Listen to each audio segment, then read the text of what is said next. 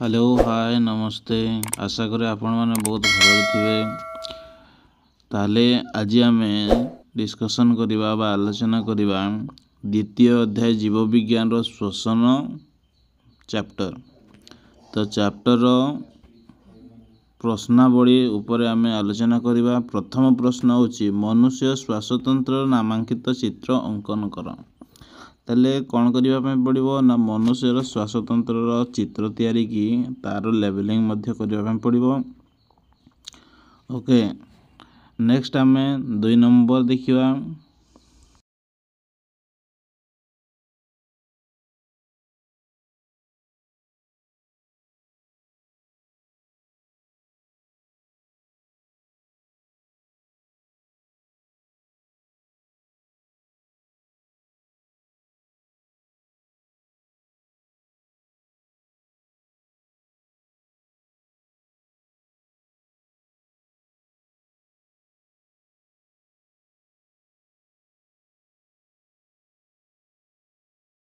जे आकृतिर एक मांसल थड़ी।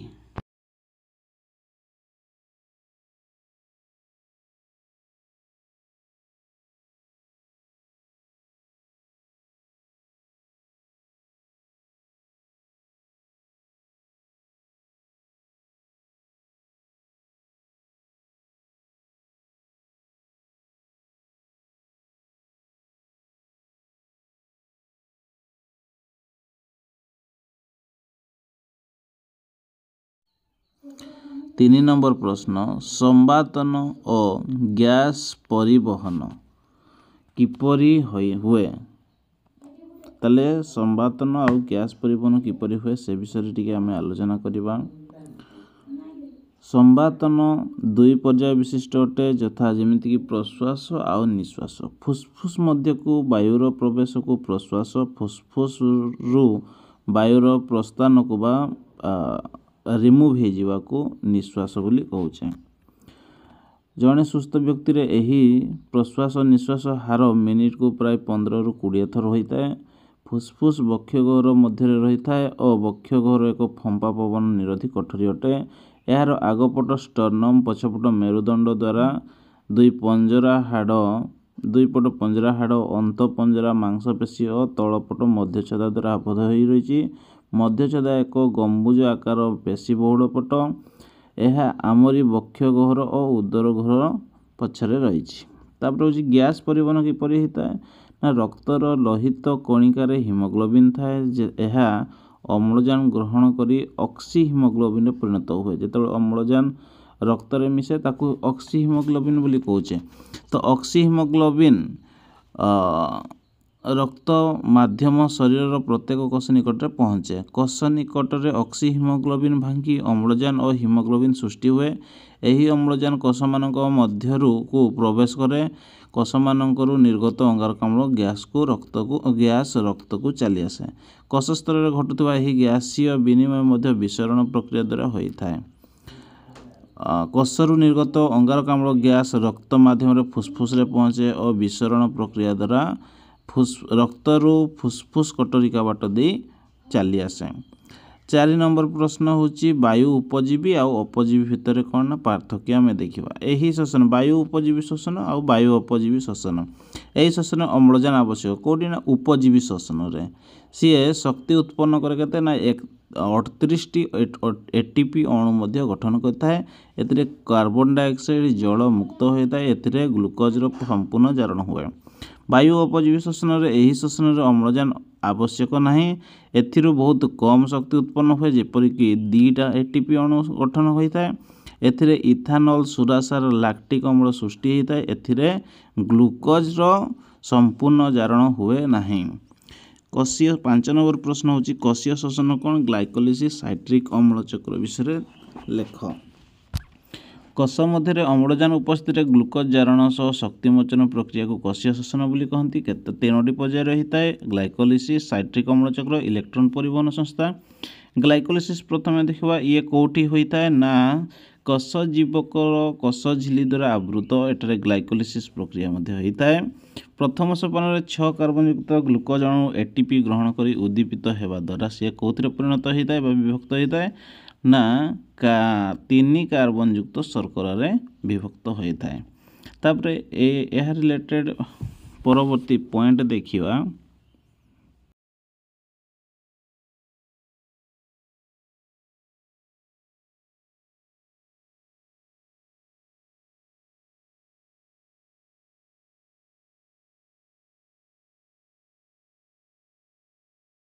द्वितीय सोपान रे 3 कार्बन युक्त शर्करा जैव रासायनिक क्रिया द्वारा पायरुविक अम्ल परिणत होता है। शक्ति मुद्रा एटीपी सहकारक NADH2 उत्पन्न करता है। साइट्रिक अम्ल चक्र मैट्रिक्स रे साइट्रिक अम्ल चक्र प्रक्रिया संगठित होता है। कौटी ना मैट्रिक्स रे साइट्रिक अम्ल चक्र प्रक्रिया हेबो। अम्लजान उपस्थित रे पायरुविक अम्ल माइटोकॉन्ड्रिया रे पसी प्रथम पर्यायर एंजाइम द्वारा 2 कार्बन युक्त सक्रिय अणु परिवर्तित हुए और अंगारक अम्ल निर्गत हुए। NADH2 संश्लेषित होता है। द्वितीय पर्यायर साइट्रिक अम्ल चक्र ग्राहक अणु 4 कार्बन युक्त अल्पालोएसिटिक अम्लर कार्बन युक्त सक्रिय अणु को ग्रहण कर 6 कार्बन युक्त साइट्रिक अम्ल परिणत करे। अंगारक अम्ल निर्गत होगा सह NADH2 FADH2 आउ ATP मध्य से उत्पन्न होता है। तापर परवर्ती देखिबा 6 नंबर क्वेश्चन कोशीय श्वसन आधार विषय लिखा। कोशीय श्वसन आधार देखा। तो कोष भितर कोष जीवक थाए। कौटी थाए कोष जीवक ना कोषरे थाए। कोष जीवक कोष झिल्ली द्वारा आवृत होगी थाए। विभिन्न अंगिका एंजाइम और पोषक अणु थाए। माइटोकॉन्ड्रिया अंगिका द्विस्तरीय झिल्ली द्वारा आवृत होता है। यह भितर रसपूर्ण मैट्रिक्स थाए। एथिरे विभिन्न जैविक अम्ल एंजाइम लिपिड प्रोटीन अणु थाए। द्विस्तरीय झिल्लीर अंतझिल्ली भांग को क्रिस्ट बोली कही। मैट्रिक्स रे साइट्रिक अम्ल चक्र और अंतझिल्ली इलेक्ट्रॉन परिवहन संस्था होता है। 7 नंबर क्वेश्चन इलेक्ट्रॉन परिवहन संस्थार विवरणी दियो। इलेक्ट्रॉन परिवहन संस्था माइटोकॉन्ड्रिया अंतझिल्ली इलेक्ट्रॉन परिवहन संस्था कार्य करता है। ताले माइटोकॉन्ड्रिया अंतझिल्ली इलेक्ट्रॉन परिवहन संस्था से काम करिता है। नेक्स्ट तार पॉइंट देखिबा।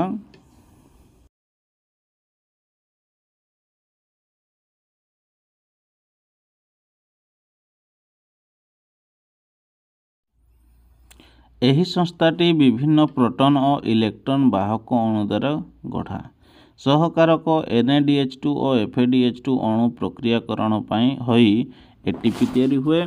विजारित सहकारक गुड़िकरू इलेक्ट्रॉन बाहरी वाहक अणु श्रृंखल माध्यम मध्यवर्ती स्थान को स्थानांतरित होता है। वाहक अणु एक एंजाइम द्वारा इलेक्ट्रॉन सह द्रवीभूत अम्लजान को मिसाई जल सृष्टि करे। इलेक्ट्रॉन गति द्वारा 2 झिल्ली मध्यस्थ अंतर्वर्ती स्थान में प्रोटॉन जमा हुए।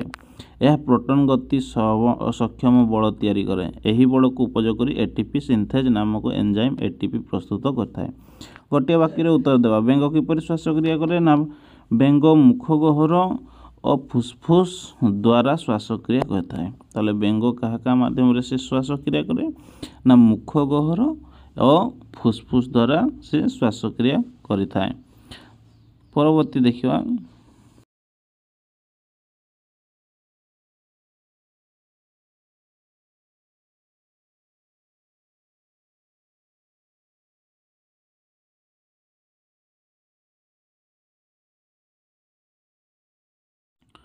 परवर्ती पॉइंट देछि शीत सुप्ति समय बेंग चर्म द्वारा श्वासक्रिया करे। बेंग लार्भा अवस्था गाली द्वारा मध्य श्वासक्रिया करिथा। ताले बेंग प्रथमे कौन मुख गहर और फुसफुस द्वारा देइथिला। तापर होछि शीत सुप्ति रे बेंग चर्म द्वारा श्वासक्रिया करे। बेंग लार्भा अवस्था गाली द्वारा श्वासक्रिया करिथा। ख नंबर प्रश्न होछि उद्भिदर श्वसन प्रक्रिया किपरि संपादन हुए। उद्भिदर श्वसन प्रक्रिया किपरि संपादन हुए ना उद्भिद विसरण प्रक्रिया माध्यम परिवेश वायु अम्लजान ग्रहण करता है। टिश्यूयुक्त विभेदन होई नथिबा निम्नमानर पत्रविहीन उद्भिद निज शरीर उपरिस्थ कोष माध्यम परिवेश अम्लजान युक्त वायु सीधासलख विसरण द्वारा ग्रहण करता है। मात्र उपयुक्त सबुज उद्भिद पत्र रही स्तम बा स्टोमाटा माध्यम परिवेश अम्लजान ग्रहण करता है। स्टोमाटा बाट दे अंगारकाम्ल अम्लजान गैस विनिमय होता है बाहरी आसी है।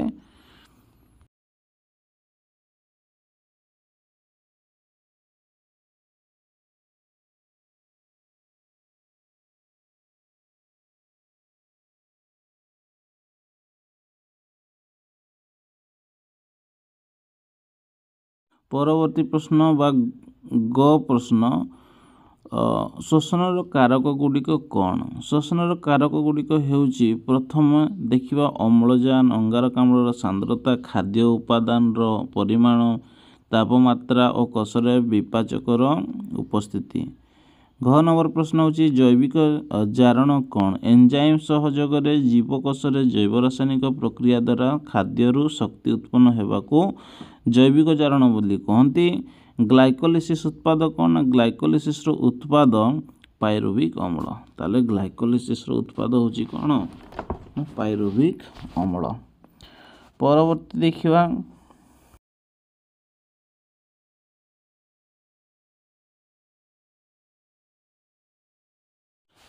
परवर्ती प्रश्न 9 नंबर प्रश्न गोटे शब्द रे उत्तर दियो। वायु अपजीवी शोषण रे केतोटी एटीपी अणु उत्पन्न हुए ताले अपजीवी रे 2टा एटीपी उत्पन्न हबो जदि उपजीवी शोषण थांता ताले 38 टी एटीपी उत्पन्न होई थांता।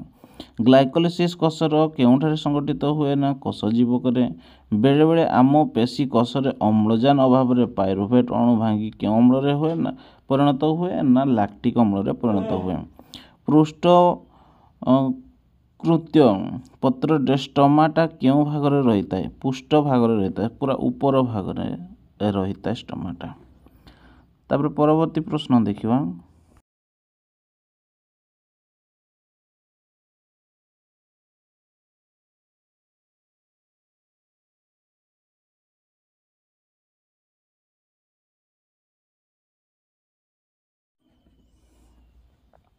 ओ नंबर मनीष फुसफुस मध्य को वायु प्रवेश प्रक्रिया को कौन कह जाए प्रश्वास कह जाए। साइट्रिक अम्ल चक्र कोशर क्यों अंगीकार हुए ना माइटोकॉन्ड्रिया मैट्रिक्स हुए। इलेक्ट्रॉन परिवहन संस्था माइटोकॉन्ड्रिया क्यों अंश रे थाए अंतझिली रे थाए।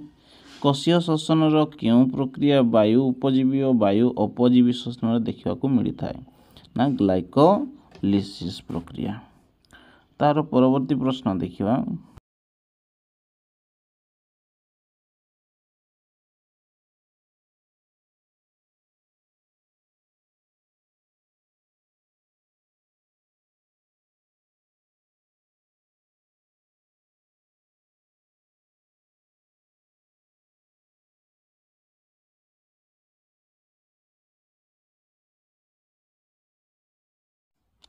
दस नंबर प्रश्न शून्य स्थान पूरण कर।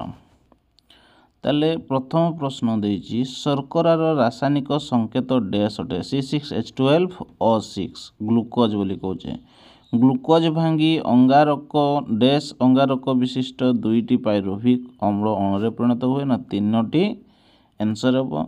जीवकोशर शक्ति केन्द्र माइटोकॉन्ड्रिया को कह जाए। पत्रर डैश दे उद्भिद गैस विनिमय करे ना स्टोमाटा देकी गैस विनिमय करता है। शीत सुप्ति बेले बेंग चर्म द्वारा श्वासक्रिया करे।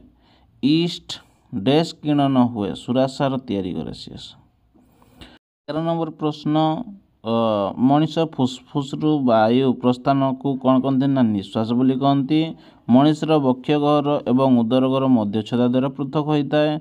पायरुविक अम्ल 3 कार्बन विशिष्ट अणु सृष्टि करता अटे। हिमोग्लोबिन रक्तर लोहित रक्त कणिकार थाए।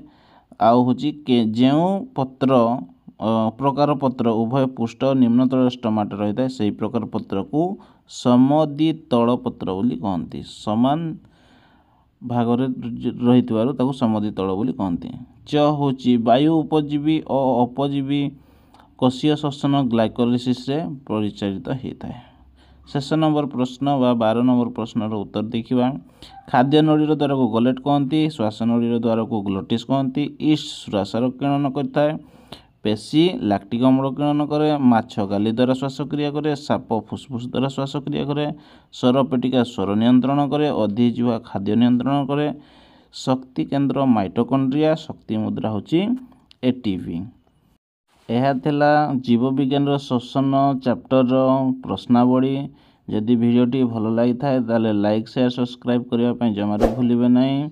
रही नमस्कार जय जगन्नाथ।